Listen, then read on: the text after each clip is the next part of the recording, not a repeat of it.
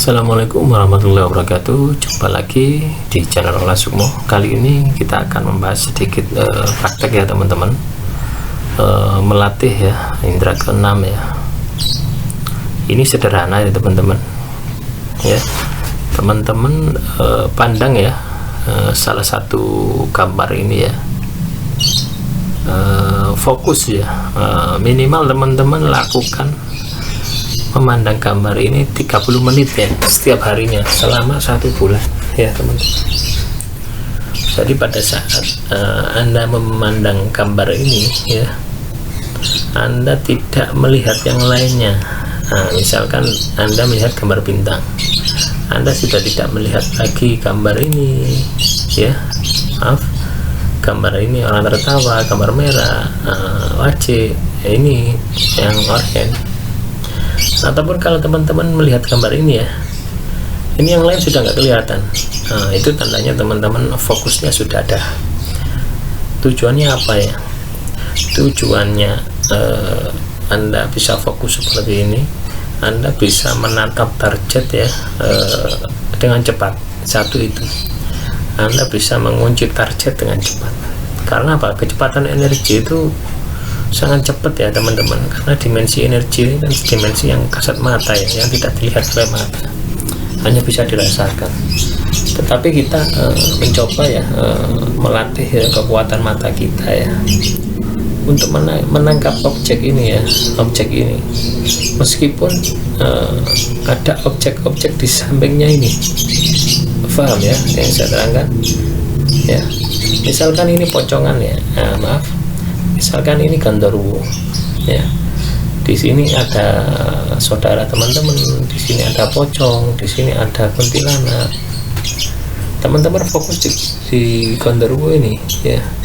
Nah ini yang ditangkap, meskipun di sini banyak bermacam-macam makhluk, ada ayam, ada kambing, ada sapi. Teman-teman bisa mengunci ini.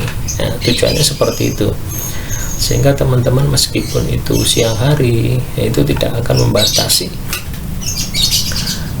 mata batin teman-teman ya, karena banyaknya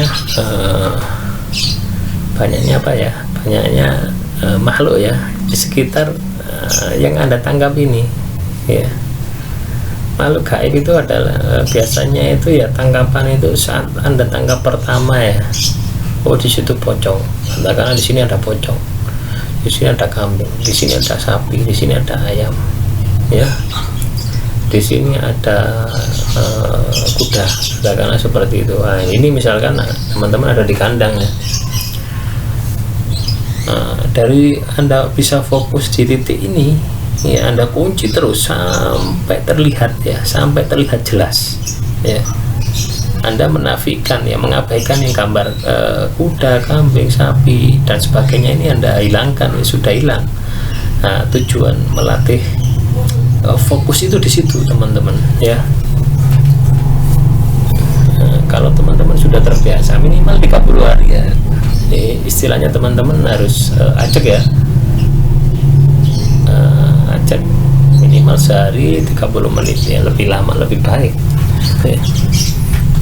Sampai benar-benar tanda-tanda teman-teman berhasil ya, Anda melihat ini ya, yang ini nggak akan kelihatan, lihat ini, yang ini nggak akan kelihatan, seperti itu. Teman-teman tidak harus pakai media ini ya teman-teman, media apapun teman-teman. Misalkan di rumah ya, ada lampu ya, lampu neo, lampu kamar tidur ya, sambil tiduran gitu. Terus di sini ada buku tulis, di sini ada meja, seperti itu. Teman-teman fokus di lampu ini dan tidak melihat apapun, seperti itu bisa. Misalkan ada pensil ya, misalkan ini ada buku, pensil, penghapus, garisan. Teman-teman lihat ini aja. Nah, ini apa tadi? Penghapus ya, lihat penghapus, yang lain nggak kelihatan, sama aja. Jadi pandai-pandai kita berinovasi, pandai-pandai kita melatih diri menggunakan apa yang ada teman-teman. Jadi Anda latihan itu setiap hari latihan, setiap langkah latihan itu bisa teman-teman ya, tanpa harus menunggu nanti jam 12 harus pakai lilin, harus pakai bla bla bla bla. Nah, itu sudah kuno teman-teman ya. kita dianugerahi otak untuk berpikir, ya kita harus ciptakan inovasi ini. Ya, selanjutnya ya, nah, ini sudah mau asar. Anda latih ya kebiasaan ini ya. Ini sebelum tidur ya, biasanya cepet merasuk ya. Misalkan Anda berada di kota A ya, kita ibaratkan kota A itu adalah kota Malang ya. Cari jarak yang jauh sekalian ya. Objek yang Anda lihat di kota B, di Surabaya ya, katakanlah seperti itu. Nah, ini kan jauh teman-teman, tapi teman-teman sudah pernah datang ke sini ya, ke objek ini. Misalkan ini mana ya, Masjid Akbar ya, Surabaya, Kayungan ya, Kayung Sari itu kalau nggak salah itu ya, ini dari Malang. Nah, teman-teman dari perjalanan ini ya, teman-teman bisa menerawang poin per poin ya, titik per titik ya, dimana teman-teman biasanya dalam perjalanan ini singgahnya di mana. Misalkan singgah di Malang Kota, di pom bensin ini, di Sidoarjo, warung kopi katakanlah, selanjutnya sampai di Masjid Agung. Dari titik-titik poin ini ya, teman-teman kalau perjalanan waktu ya kurang lebih 4 jam 5 jam ya. Tapi kalau teman-teman menggunakan perjalanan pikiran, perjalanan rasa, ini 1 menit sudah sampai teman-teman ya, kita sudah sampai ya. Seperti itulah konsep kita itu, terawangan itu seperti itu.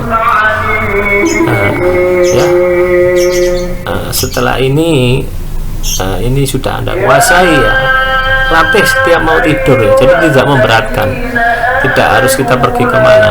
Teman-teman bisa melihat misalkan cewek teman-teman ya di rumahnya, teman-teman kan sudah melalui jalan apa ya, pasti ada prosesnya mau ke rumah cewek teman-teman. Biasanya beli apa, beli rokok dulu, beli apa, mampir ke sini, akhirnya ke rumah ke rumah cewek teman-teman. Di rumah cewek teman-teman sudah tergambar rumahnya seperti ini, halamannya seperti ini, sampai detail.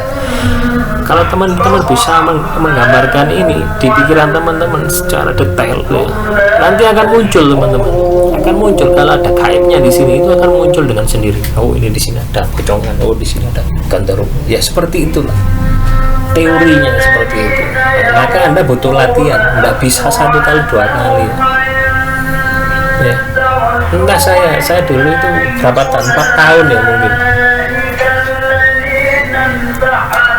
itu tanpa saya sadari ya teman-teman, tanpa saya sadari bahwa saya sudah melatih ini gitu.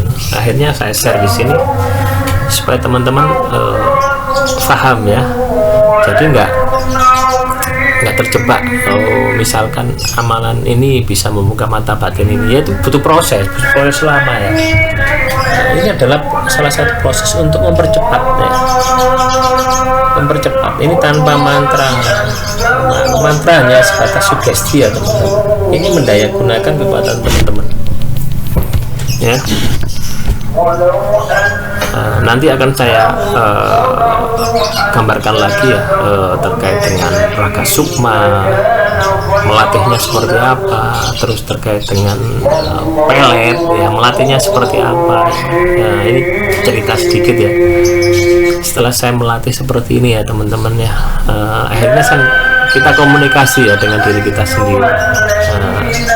Kalau dalam ilmu Jawa itu sedulur papat ya, di situ kita bisa menyuruh teman-teman ya, ibaratkan ini cewek ya yang tidak kita kenal ya, yang tidak kita kenal, ini saya, kita bisa komunikasi dengan ini ya, tanpa kita berbicara, tanpa kita say hello, kita cukup diam, biarkan sukma kita yang mendekati dia, seperti itu ya.